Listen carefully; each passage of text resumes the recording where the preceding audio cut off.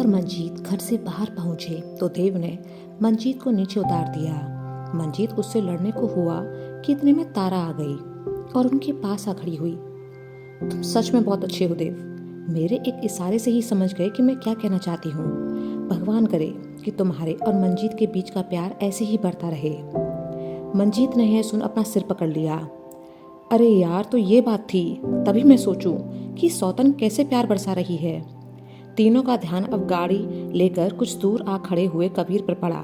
तारा खुश होती हुई जल्दी से उस ओर बढ़ गाड़ी में कबीर की साइड वाली सीट पर बैठ गई। उसने कबीर की ओर देखा कि देव की जगह उसे देख वो हैरान हुआ होगा, लेकिन कबीर तो एकदम शांत था। उसने गाड़ी स्टार्ट की और आगे बढ़ गया। देव और मंजीत उन्हें जाते देख मुस्कुरा दिए। मंजीत, वैसे देव, कभी कभी तू भी अच्छे काम कर लेता है। देव, करता तो मैं हर बार ही अच्छा काम हूँ, लेकिन तुझे दिखता नहीं है बस। गाड़ी में तारा नाराज सी कबीर से बोली, तुम्हें मेरे होने ना होने से कोई फर्क पड़ता भी है या नहीं? कबीर, अब क्या कर दिया मैंने जो तुम मुझसे नाराज हो गई? तारा, तुम्हें देव की जगह मुझे देख ना तो कोई हैरानी हुई और ना ही कोई खुशी। कबीर हंस पड़ा, बस इतनी सी बात पर नाराज हो गई तुम? तारा, ये इतनी सी बात नहीं है, तुम जरा भी ध्यान नहीं रखते मेरा, और जब मैं खुद से कोशिश करती हूँ तो भी कोई फर्क नहीं पड़ता तुम्हें। कबीर गंभीर होकर बोला, ऐसा नहीं है तारा, और रही बात मेरे रिएक्शन ना देने की, तो जब मुझे पता है कि तुम ही मेरे साथ मार्केट आने वाली हो तो फिर किसी रिएक्शन का सवाल ही नहीं उठता। तारा उसकी बात सुन चौंकी। क्या मतलब? कबीर, ऐसा तुम्हें लगता है कि मैं तुम पर ध्यान नहीं देता, जबकि मुझे सब पता होता है।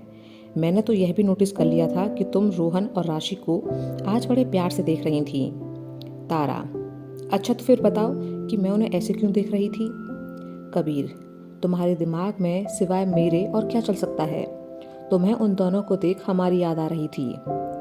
तारा हैरान रह गई, तुम्हें कैसे पता ये सब? कबीर, कहा ना, मुझे सब पता रहता है। रही तुम्हारी दूसरी शिकायत, तो सभी घर वालों के सामने तुमसे कैसे कहता कि मेरे साथ चलो, फिर सब मजाक उड़ाते ना। इसलिए मैंने देव से कहा, क्योंकि जानता था कि बाकी आगे का काम तो तुम दोनों खुद ही कर लोगे, वरना मैं कोई छोटा बच्चा थोड़ी हूँ जो मार्केट जाने के लिए किसी को साथ लेकर जाऊंगा। मुझे जब पता है कि मेरे साथ तुम ही जाने वाली हो तो तुम्हें यहाँ देख मैं क्यों हैरान होऊंगा। तारा कबीर की इस बात से बहुत खुश हुई। उसने कबीर की बलाएं ली और बोली, भगवान करे तुम्हारा दिमाग ऐसे ही दिन दुगनी रात चौगुनी तरक्की करे। कबीर ने हंसते हुए उसकी तरफ देखा, तुम जरा भी नहीं बदली, अभी भी पहले जैसी हो। तारा, मैं कोई मौसम थोड़ी हूँ जो बदल जाए, और वैसे भी तुम्हें तो मैं ऐसे ही पसंद हूँ ना, तो बदलने की जरूरत ही क्या है मुझे खुद को। कबीर, तुमसे बातों में कोई नहीं जीत सकता। तारा, झूठ मत बोलो। कबीर, सच बोल रहा हूँ मैं। तारा सर्द लहजे में बोली, अगर ऐसा है तो तुमने बिना कुछ बोले अपनी खामोशी से ही मुझे जीत कैसे लिया? कबीर ने यह सुन तारा की ओर देखा। दोनों की नजरें कुछ पल को एक दूसरे पर ठहरी कि साइड से गुजरती गाड़ी के हॉर्न से दोनों जैसे होश में आए और सामने देखने लगे। उन दोनों के ही चेहरे पर एक प्यारी सी मुस्कान थी। इस कहानी की लेखिका मंजीत देव नीरा के शर्मा पीछे है। बाइक पर बैठने को यह हुआ ऑडियो कि मौली केवल तेज कदमों उनके से घर के ऑफिशियल बाहर निकल चैनल उनके नीरा पास आ शर्मा खड़ी हुई। पर उपलब्ध है। देव अगर आप एटीट्यूड भरे यह अंदाज में किसी बोला, और चैनल पर सॉरी सुन मौली, रहे हैं तो आज इसका नहीं, सीधा अर्थ है मैं तुम्हें फिर कि कभी उस घुमाने चैनल ले के जाऊंगा। मालिक ने आज तो मैं इसे अपने मंजीत चुराकर भाई को पोस्ट ताजी किया हवा है। खिलाने ले जा रहा हूँ। आपसे अनुरोध देखो, है कि मुझे ऐसे पता है लोगों कि की मेरे बिना हिम्मत तुम्हें कुछ ना भी अच्छा बढ़ाएं नहीं लगता। और उनके चैनल अब क्या पर इस करूं, कहानी मैं को हूं ही ना इतना सुनें। अच्छा, पर मुझे भी तो काम होते हैं ना। और प्लीज तुम रोना मत मुझे याद करके, क्योंकि मैं जल्दी ही वापस आ जाऊंगा। तब तक तुम मेरे फोटो को देखकर ही खुश हो लेना। मौली और मंजीत पहले तो देव के इस रूप को देखकर दंग रह गए। फिर मंजीत गंभीरता से बोला, भाभी जी जरा झाड़ू लाना, लगता है इस पर किसी सिरफिरे भूत का साया है। 2-4 झाड़ू पड़ेंगी तो भूत तुरंत भाग जाएगा। इस बार हैरान होने की बारी देव की थी। मौली और मंजीत उसे ऐसे देख एक दूसरे को ताली दे हंसने लगे।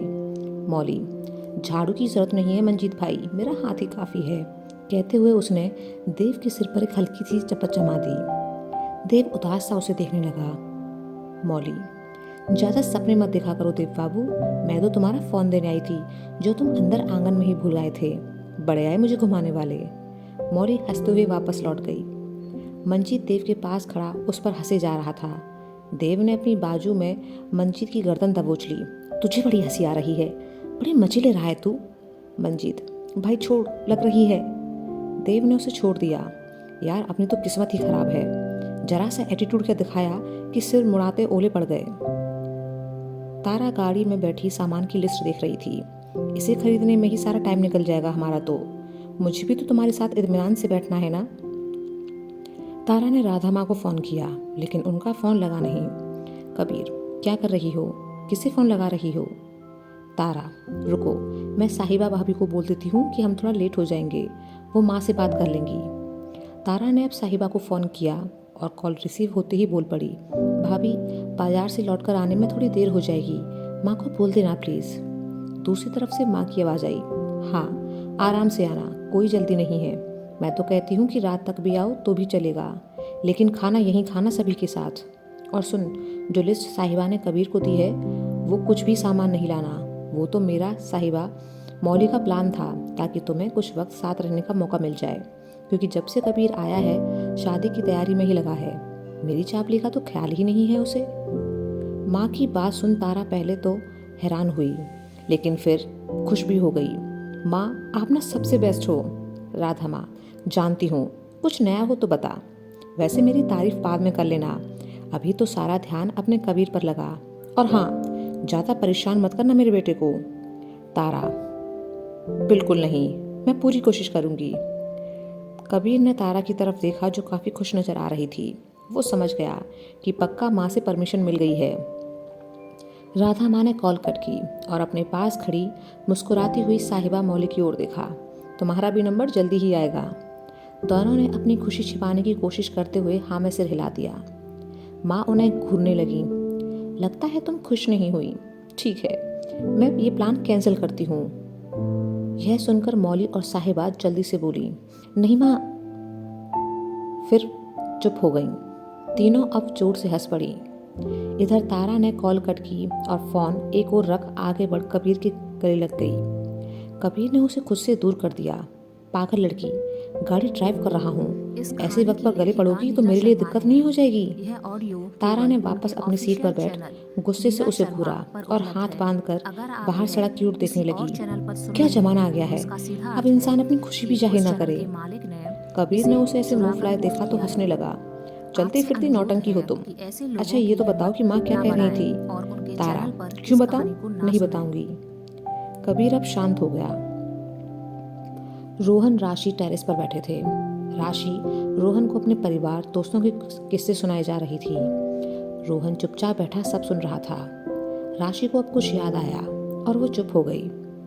उसे ऐसे अचानक चुप होते देख रोहन बोला, क्या हुआ, तुम चुप क्यों हो गई। राशि, कुछ नहीं, बस ऐसे ही। रोहन, बस ऐसे ही क्या होता है, बताओ तो क्या बात है। राशि, पापा ने कहा था कि मैं बहुत बोलती हूँ, लेकिन यहाँ आकर मुझे कम बोलना सीखना होगा। लेकिन देखो मैं कब से बोले जा रही हूँ, तुम्हें एक बार भी बोलने का मौका नहीं दिया। तुम भी सोच रहे होंगे कि किस बातों ने से पारा पड़ा है, इसलिए मैं चुप हो गई थी। रोहन मुस्कुरा दिया, नहीं मैंने तो ऐसा नहीं सोचा कुछ भी। राशि, मुझे पता है कि तुम मेरा दिल रखने के लिए बोल रहे हो। रोहन, अरे नहीं, सच कह रहा हूँ मैं। अब तुम खुद ही देखो ना, मुझे ज़्यादा बोलने की आदत है नहीं, और अगर तुम भी नहीं बोलोगी तो दिक्कत हो जाएगी ना, क्योंकि अगर हम दोनों ही चुप हो जाएंगे तो फिर बोलेगा कौन। मुझे तो कम बोलने की ही आदत है, लेकिन तुम्हारे पेट में तो दर्द हो जाएगा और फिर लोग हमें चुप बैठे देख पागल समझा करेंगे। राशि सोचते हुए बोली, बात तो बिल्कुल सही कही है तुमने, कोई बात नहीं, मैं ही बोलने की जिम्मेदारी ले लेती हूँ। कुछ देर बाद राशि ने बातों ही बातों में रोहन का हाथ थाम लिया। उसकी इस हरकत से रोहन के हाथ ठंडे पड़ गए और वह असहज हो गया। राशि ने जब यह नोटिस किया तो बहुत हंसी आई, लेकिन वह शांत बनी रही। रोहन उसके हाथ से अपना हाथ हटाने की कोशिश करने लगा, लेकिन राशि उसका हाथ छोड़ने के मूड में ही नहीं थी। रोहन, यार हाथ हटाओ, कोई देख लेगा तो क्या सोचेगा। राशि, इसमें सोचना क्या है, सगाई हो चुकी है हमारी। रोहन, हाँ तो क्या हुआ, शादी तो नहीं हुई ना अभी, बाद में पकड़ लेना, अभी नहीं, सभी मजाक उड़ाएंगे मेरा, जैसे कबीर भाई का उड़ाते हैं। राशि, यहाँ कोई नहीं है, ना कोई देखेगा और ना ही कोई मजाक उड़ाएगा, तुम परेशान मत हो इतना।